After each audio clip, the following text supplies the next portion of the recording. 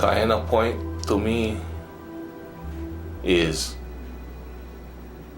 part of my honor, legacy. My grandfather's specialty was lobster, catching ula. And one of his areas that he used to frequent was Kaena Point. There's a place in Kaena Point called Kakahe'e. That's a mo'olelo of a giant octopus that was killed, and the pieces, they threw it back in the water, and that's how you get all the productivity over there. When you come here in the morning, or during the day, or in the evening, you feel alive. You see the pueo in the early evening or in the morning. You walk to the point, you see the monk seal, you see the porpoise. One day I went around the point and there was like 2,000 spinning porpoise right off the point. You see the whales swimming right off the edge of the point where you can almost put your hand out and touch them. You see native plants that are endemic only to this area, only to Hawaii. And you feel that you need to do whatever you can to preserve it. The single most cultural site within the natural area reserve is the Leina Akauhane, which is the soul sleep in English terms, but it was where the soul departed once it left the physical body in Hawaiian religion. Each island had one, and Oahu's is located in Kaena Point. The Kaena Point ecosystem is not very common anymore in the Hawaiian Islands, although it used to be before the coastal areas were developed. It is very similar to a lot of the areas in the northwest Hawaiian Islands in that there is large seabird populations existing there. It is really one of the only places left on the main Hawaiian Islands where you will get nesting seabirds in that concentration.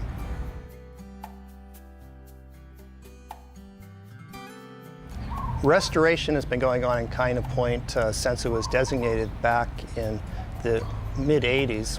In the early 90s, there was no shearwaters in the area and there was no albatross. There was basically no birds in that area. Whereas now there is 60 nesting pairs of albatross and literally hundreds of shearwaters nesting in the area. The NARS program have made great efforts to make a nice habitat for the nesting seabirds. So we feel a level of responsibility to have a safe area for the birds who choose to nest there.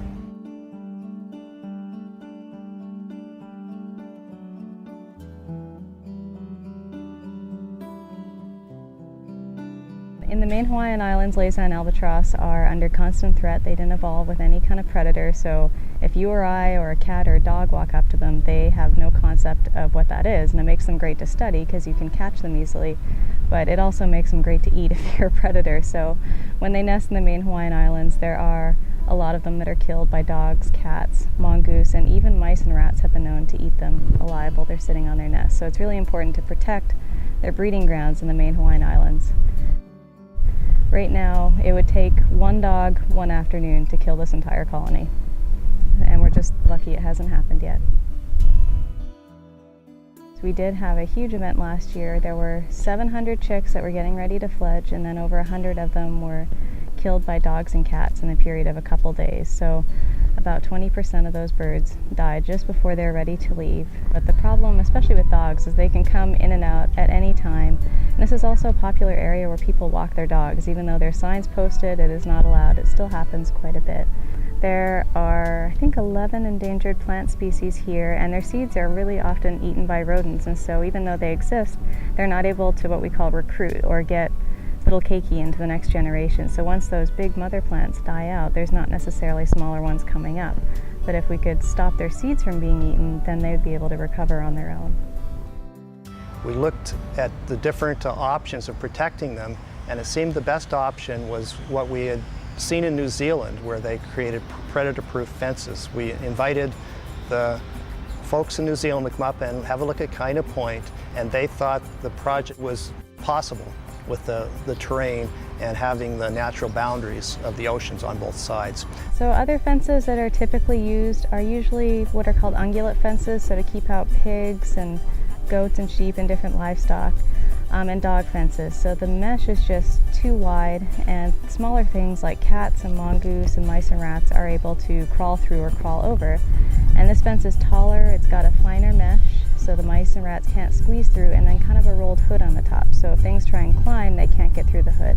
And it wouldn't encircle the reserve, it would go across the base of the mountain, so you would hardly even notice it. It will be painted green to match the hillside here, and it will reflect less light than a chain link fence, so it won't be a huge visual disturbance. The fencing project will have zero impact on anybody that comes out here to fish or to walk to the point to hike, because there'll be a double access door where you can go in and take your bicycle if you had a bicycle, shut that door, open the other door, and then have access into the area where the birds are. And then you isolate that door so that you never have the area open to rodents or anything else that could have adversely affect the birds. I understand that we can walk into the area, which is fine with me. You know, I don't need to drive to where I'm going to go. I can walk to where I want to go. Well, there definitely is concern in a lot of different ways, you know, concern for the state that it's in, concern for what has been there in the past, and also what's going to happen in the future. Some of the cultural concerns was, you know, the soul sleep. You know, can the spirits navigate their way down the hillside now with a barrier in the way, and bringing up those issues to us, which are definitely something to consider. We go back to meetings, we bring back the concerns, and we try to address them before, you know, anything is final. If you wanted me to sum up how my grandfather is, he's one with the Aina. That's part of them. You know, just like the kalo plant, that's our relative, yeah? That type of relationship. So if you take care of that, then they're gonna take care of you, you know. By the time we're all grown up, that type of analogies are gone. Those type of theories and practices are gone, you know. Times have changed. And for us, there needs to be more an educational mechanism for the general public. There's a new movement called place-based education, where folks learn about their areas first. If you care to step out your door and see that piece of trash, go and join that cleanup. Go out and hike. Do something in your area, and then get information, get educated about it. I think it ties you in where now you have vested interest in making this place better. You know, it doesn't matter where you are. If you start with the place and you're rooted to the place, then I think it's easier for you to understand the situation on the other side of the world, because you have a place that you come from and you have perspective.